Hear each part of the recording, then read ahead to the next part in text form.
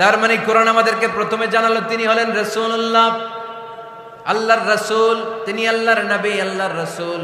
দ্বিতীয় পর্যায়ে কোরআন আমাদেরকে জানালো তিনি হলেন শেষ রাসূল, শেষ নবী। তৃতীয় পর্যায়ে কোরআন বিশ্বনবীর ব্যাপারে আমাদেরকে ইনফরমেশন দিল, তবে তিনি মানুষ ছিলেন। কি ছিলেন? আকীদা খালেস করে নেন, আল্লাহর হাবিব সাল্লাল্লাহু আলাইহি ওয়াসাল্লাম কি ছিলেন?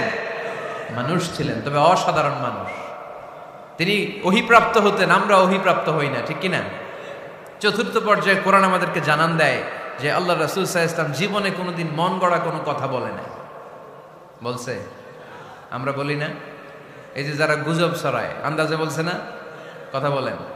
আল্লাহর হাবিব সাল্লাল্লাহু আলাইহি ওয়াসাল্লাম জীবনে মন গড়া কোনো কথা বলেছে? মন মস্তিষ্ক প্রসূত কিছু বলেছে?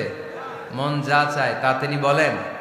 বলেন না। মন গড়া বলেন না, because he was guided by ওয়াহী, he was guided by the revelation.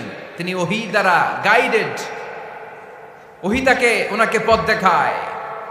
মন গড়া তিনি কিছু বলেন না, কোন নবী মন গড়া কিছু বলেন না। এজন্য নবীদের কথার মধ্যে কোনো অমিল নাই। এমনকি কখনো হয়েছে এক নবী এসে বলেছে পৃথিবীতে যে আল্লাহ একজন, আরেক নবী এসে বলছেন না, 2-3 জনও হতে পারে? বলেছে?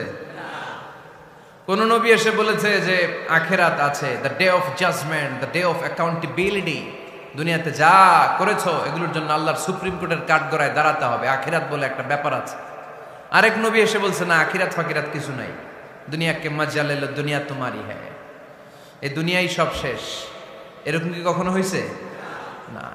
কিন্তু এই পৃথিবীর কবিরা এক এক কবি এক এক কথা বলে, এক এক নবী এক এক কথা বলে, এরকম হয় না। কিন্তু এক এক কবি এক এক কথা বলে, এক এক দার্শনিক এক এক কথা বলে, ঠিক কি?